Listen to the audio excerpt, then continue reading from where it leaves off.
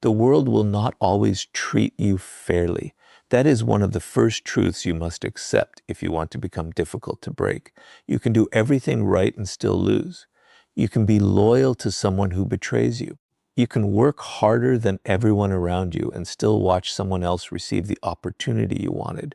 You can give people respect and discover that they do not return it. You can tell the truth and still be misunderstood. This is not always because you failed. Sometimes it is simply because life does not operate according to the rules you wish it followed. Most people are not destroyed by difficulty itself. They are destroyed by the shock of discovering that life is not obligated to be fair. They grow up believing that good behavior guarantees good treatment. They assume kindness will always be rewarded, loyalty will always be returned, and effort will always produce immediate results. Then reality arrives, someone disappoints them, an opportunity disappears, a relationship ends, a plan collapses, and suddenly they feel betrayed by life itself. But if you want to become ruthless in the way this world demands, not cruel, not heartless, but mentally uncompromising, you must become ruthless with your illusions. Stop expecting people to behave according to your standards simply because you behave according to them. You may be honest, but that does not mean everyone else will be.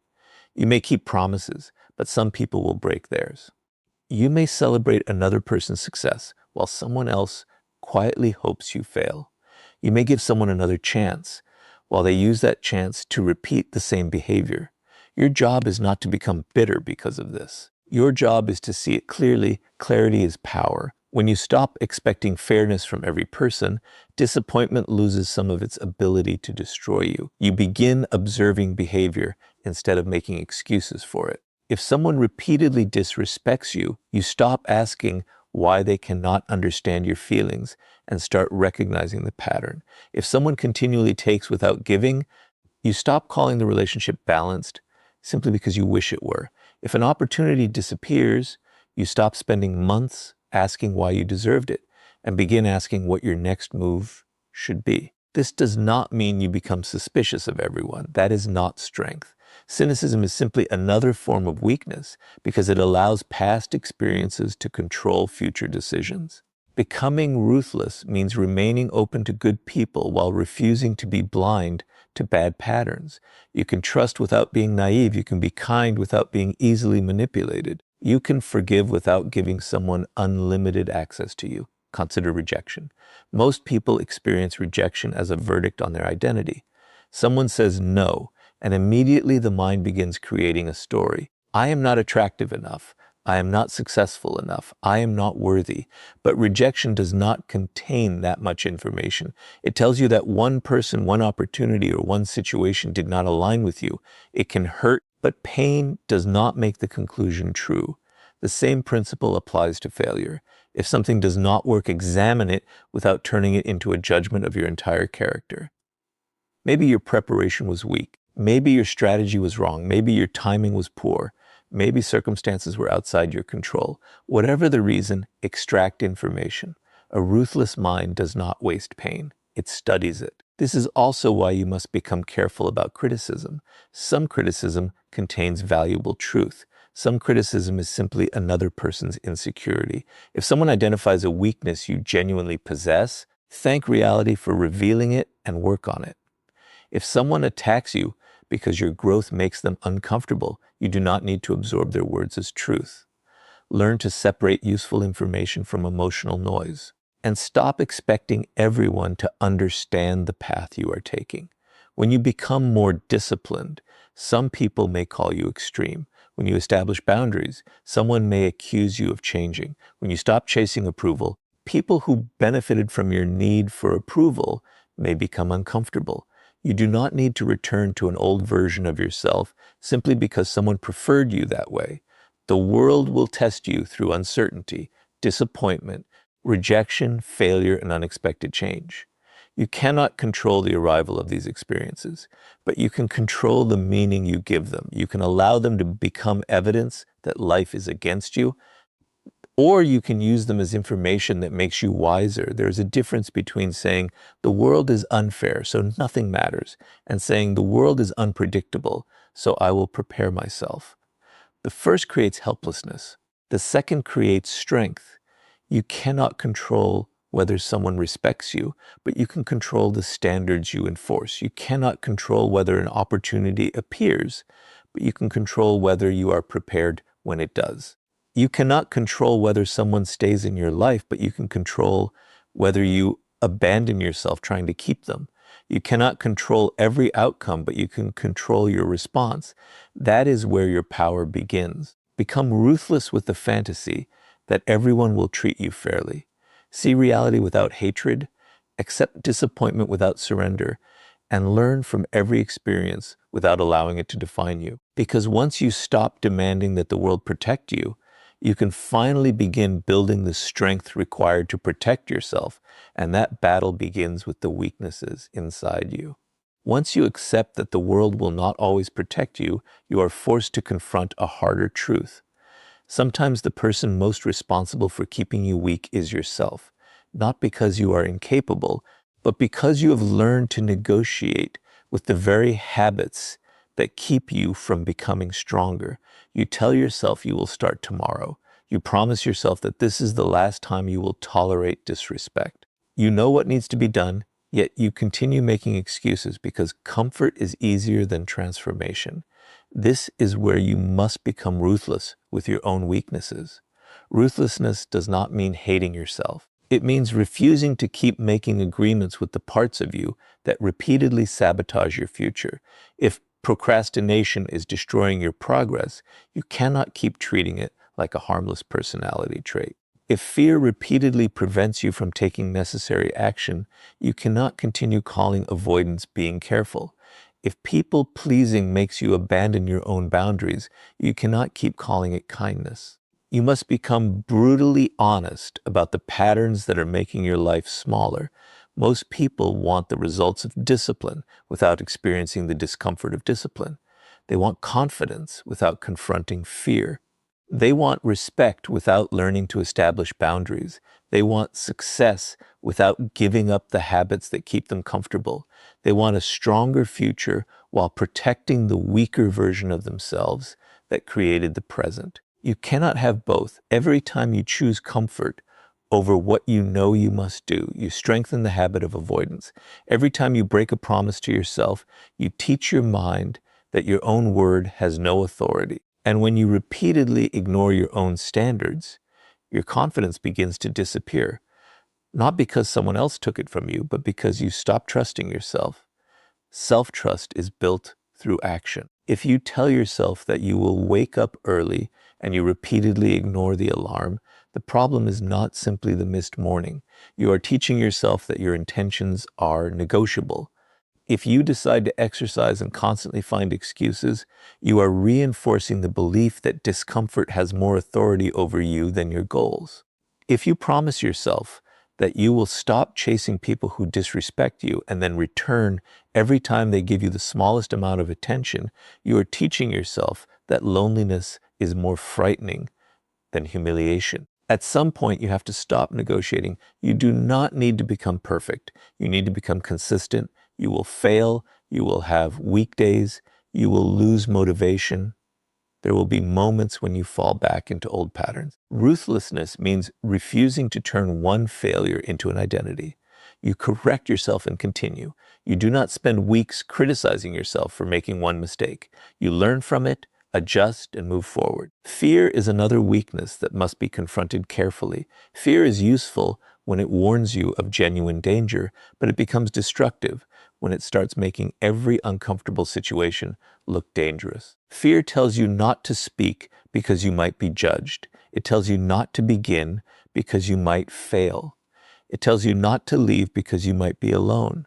It tells you to remain familiar because uncertainty feels threatening. If you obey every one of those messages, your world becomes smaller.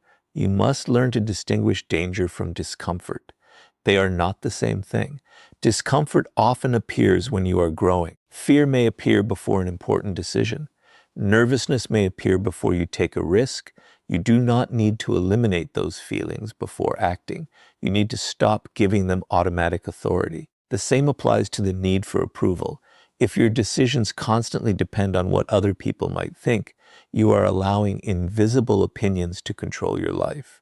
Someone may criticize your goals. Someone may laugh at your ambition. Someone may not understand why you changed. If your entire direction changes whenever another person disapproves, you do not truly own your life. Become ruthless about your need to be understood by everyone. You should still listen to reasonable criticism. You should remain capable of admitting when you are wrong. But you should not surrender your goals simply because someone else is uncomfortable with them. Your future cannot be designed by committee. Discipline also requires learning to do ordinary things repeatedly. Great strength is rarely created through one dramatic decision. It is created through thousands of small decisions that nobody sees. Going to work when you do not feel inspired, practicing when progress feels slow, saving money when spending would be easier, studying when entertainment is available, walking away from an argument when your ego wants to respond, saying no when saying yes would make someone temporarily happier. These moments may look insignificant, but they build identity. Eventually, you become someone who knows that your emotions can speak without being obeyed. Your impulses can appear without becoming commands. Your fear can exist without determining your direction. Your comfort can tempt you without controlling you. That is the kind of ruthlessness that makes a person difficult to break. The world may still disappoint you. People may still betray you. Circumstances may still change. But if you have developed the discipline to govern yourself, external chaos loses some of its power over you. You no longer need perfect conditions to move forward. Become ruthless with the habits that weaken you, because the strongest person is not the one who controls everyone around him, but the one who has learned to control himself. And once you can govern your own weaknesses, you become ready to decide who deserves access to your time, energy, trust, and life. There comes a point when becoming stronger is no longer about what you can endure, but about what you are willing to stop tolerating. You can build discipline, control your emotions, and become honest about your weaknesses.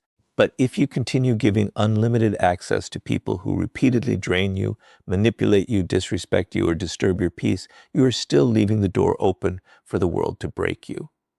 Strength requires boundaries, and boundaries require the courage to decide that not everyone deserves the same access to your life.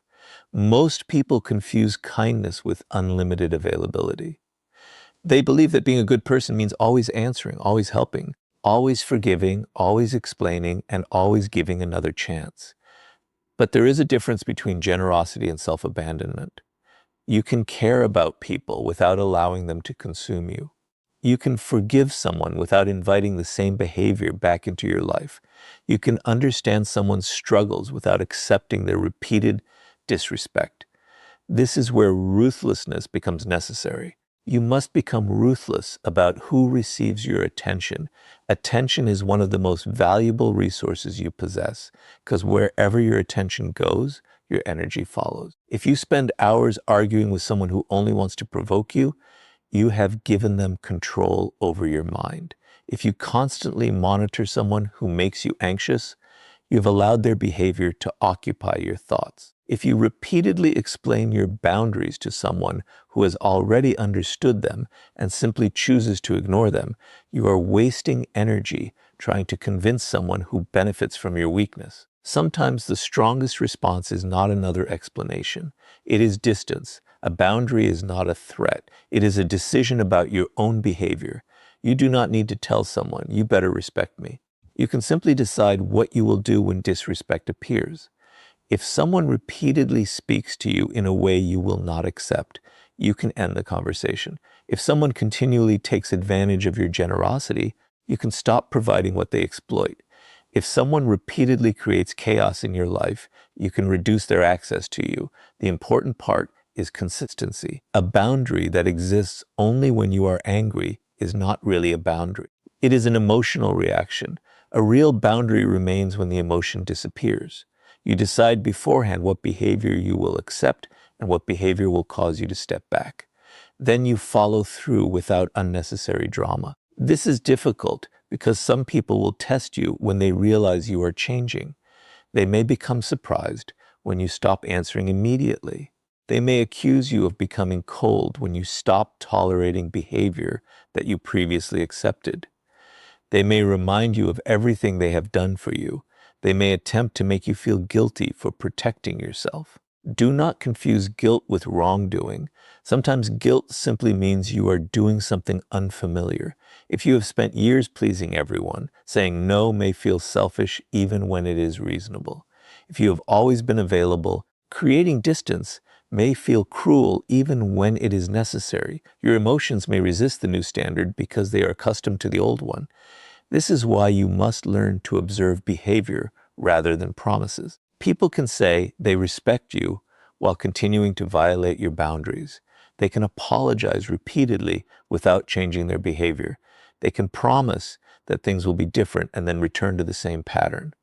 Listen to words, but measure them against actions. A sincere apology eventually produces different behavior. Without change, an apology can become nothing more than another cycle. At the same time, do not become so defensive that you isolate yourself from everyone. Ruthlessness does not mean shutting the world out. It means becoming selective. There are people who deserve your trust, people who support your growth, people who tell you the truth without trying to control you, and people who respect your boundaries even when they disagree with you. Those relationships should not be destroyed simply because some people have hurt you. The goal is not to trust nobody. The goal is to trust intelligently. You should also stop believing that every relationship must be saved. Some relationships reach their natural end. Some friendships become unhealthy. Some connections belong to an earlier version of your life. Some people may have been important to you once, but no longer fit the direction you are taking.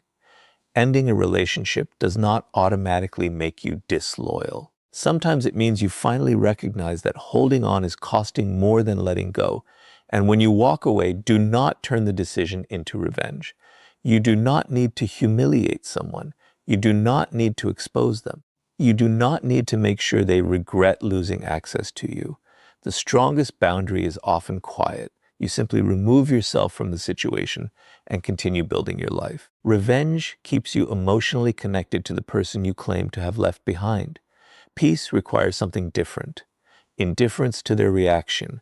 Your time belongs to you. Your attention belongs to you. Your energy belongs to you. Your trust should be earned. Your presence should not be treated as an unlimited resource.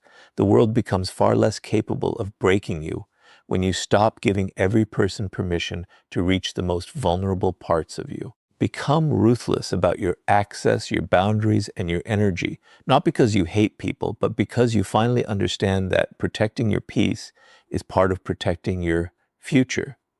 And once you decide who deserves access to you, the next challenge is learning how to remain calm when those people, or the world itself, try to provoke you. The world will eventually test your emotional control. It may come through disrespect, rejection, betrayal, criticism, failure, or the sudden behavior of someone you trusted. You can build boundaries and become selective about who receives access to your life. But if every provocation can control your emotions, you are still vulnerable. A person does not need physical power over you to influence you. Sometimes all they need is the ability to make you angry, afraid, insecure, or desperate enough to act without thinking. This is why emotional control is one of the deepest forms of ruthlessness. You must become ruthless about what you allow your emotions to decide. Emotions are valuable sources of information, but terrible rulers. Anger may tell you that a boundary has been crossed. Fear may warn you that something deserves attention. Disappointment may reveal that your expectations were misplaced. But information is not instruction. Feeling something does not mean you must immediately act on it. This distinction separates reaction from strength. Imagine someone deliberately insults you in front of others. Your first instinct may be to defend yourself immediately, raise your voice, or say something designed to hurt them more deeply. In that moment, they have discovered something important. They can control your behavior simply by pressing the right emotional button. The insult may have lasted 5 seconds, but if you spend the next hour arguing, explaining, and replaying it in your mind, they have taken much more from you than those 5 seconds. The ruthless response is not pretending you were not affected. It is refusing to surrender control because you were affected. Pause. Observe. Then decide that pause is where power lives. You do not have to answer every provocation. Some people deliberately create emotional chaos because they know emotional people are easier to manipulate. They say something offensive, then wait for the reaction. They criticize you because they want attention. They question your worth because they want you to defend yourself. They create conflict because your reaction gives them a sense of control. If you react automatically, you participate in their strategy. If you remain composed, the strategy loses its reward. This does not mean you should tolerate serious disrespect or remain silent in every situation. Emotional control is not weakness. You can confront someone without losing control. You can say calmly and directly, "Do not speak to me that way." You can leave a situation. You can enforce a boundary. You can make a difficult decision. The difference is that your action comes from judgment rather than emotional explosion. Anger becomes useful when it is converted into information. Instead of asking, "How dare they do this to me?" ask, "What does this behavior reveal?" Instead of immediately planning revenge, ask, "What response protects my interests?" Instead of trying to prove that you are not weak, ask, "What action demonstrates that I respect myself?" These questions move you from emotion to strategy. The same principle applies to fear. Fear often becomes stronger when you run from it. You avoid the conversation, postpone the decision, stay in the familiar environment, and tell yourself you are protecting yourself. But every time you obey unnecessary fear, you strengthen the habit of avoidance. You must learn to sit with discomfort without immediately escaping it. Your heart can race while you remain calm. Your hands can shake while you take action. Your mind can imagine failure while you continue moving forward. Courage is not the absence of fear. It is the refusal to let fear make every decision. You also need emotional control when dealing with success. Praise can become as dangerous as criticism if you allow it to determine your identity. If one compliment makes you believe you are superior and one insult makes you believe you are worthless, you are giving other people too much authority over your self-image. Become internally anchored. Know who you are when nobody is applauding. Know your standards when nobody is watching. Know your direction when nobody understands it.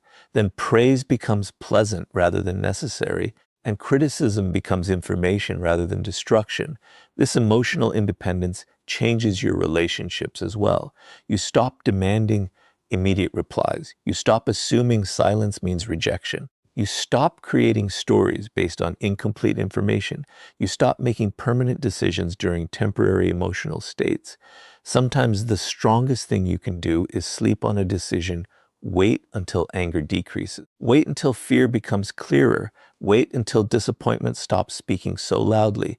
Then decide. Many people destroy opportunities because they respond to temporary emotions with permanent actions. They send the message they later regret. They end the relationship in anger. They quit because of one bad day. They attack someone because their ego was wounded. Then, when the emotion disappears, they are left with consequences that remain. Do not give a temporary emotion permanent authority. Your emotional world belongs to you. You can feel deeply without becoming controlled by what you feel. You can be angry without becoming destructive. You can be disappointed without becoming bitter. You can be afraid without becoming paralyzed. You can be hurt without allowing pain to determine your future. That is real ruthlessness, not becoming emotionless, but becoming difficult to manipulate through emotion. When the world discovers that it cannot easily provoke you, pressure you, frighten you, or pull you into unnecessary conflict, something changes. You become harder to control because your decisions come from thought rather than impulse. And when you learn to control your reactions, the next step is to learn how to transform the pain life gives you into strength instead of allowing it to become your identity. Pain is inevitable. At some point, the world will take something from you that you thought you could keep. Someone will disappoint you. Someone you trusted may betray you. A plan you worked for may collapse. You may lose an opportunity, a relationship, a position, or a version of yourself that you believed would last forever. The instinct is to ask why this happened to you. But there is a more powerful question. What will you become because it happened? This is where the difference between being wounded and becoming stronger begins. Pain can destroy you when you make it your identity. You start saying, people cannot be trusted because I was betrayed. I will never love again because someone hurt me. I cannot succeed because I failed. I cannot take risks because the last risk destroyed me. Slowly, one painful experience becomes a rule for your entire future. You are no longer responding to what happened. You are allowing what happened to define what is possible. Do not give the past that authority. Be ruthless with the meaning you assign to your pain. You cannot always choose what happens to you, but you can choose what you extract from it. If someone betrays you, learn to recognize the signs you ignored. If you fail, examine the weaknesses in your preparation. If someone disrespects you, discover where you failed to establish a boundary. If an opportunity disappears, ask what capability you need to develop before the next one appears. Pain becomes useful when you study it. This does not mean pretending that suffering does not hurt. Strength is not denial. If something breaks your heart, allow yourself to feel it. If you lose someone important, grieve. If you fail at something that mattered deeply, acknowledge the disappointment. You do not become stronger by pretending to be unaffected. You become stronger by refusing to remain permanently controlled by what affected you. There is a difference between experiencing pain and surrendering your identity to pain. Some people spend years telling the same story about what someone did to them. Every conversation returns to the betrayal, the rejection, the humiliation, the unfairness. They believe they are processing the experience, but sometimes they are simply keeping the wound open. The event happened once. They repeat it internally thousands of times. At some point, you must decide that the lesson is more valuable than the resentment. Ask yourself what the experience taught you about people, about yourself, and about reality. Maybe you learned that you trusted too quickly. Maybe you discovered that your boundaries were too weak. Maybe you realized that you ignored warning signs because you desperately wanted something to work. Maybe you learned that you were depending too heavily on another person for your happiness. These discoveries are painful, but they are valuable because now you know, and what you know can protect you. Do not let betrayal make you incapable of trusting anyone. Let it make you more discerning. Do not let rejection make you afraid of connection. Let it teach you that not every connection is meant to last. Do not let failure make you afraid to try again. Let it force you to become better prepared.